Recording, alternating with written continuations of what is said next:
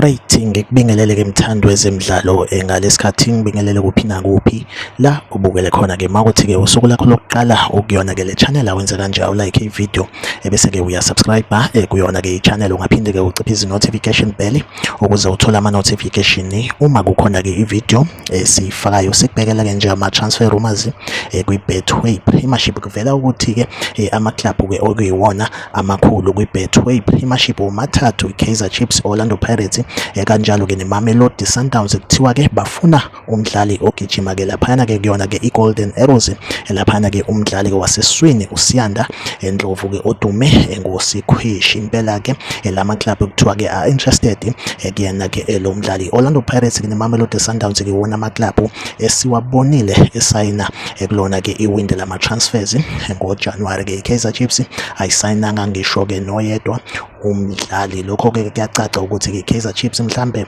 iyona esingayibona ke mhlambe ke isayina laphana ke uSiyanda Ndlovu from iGolden Arrows. Kwazise ubudlelwane bawo mabili ke lamaqembu Kaizer Chiefs neGolden Arrows.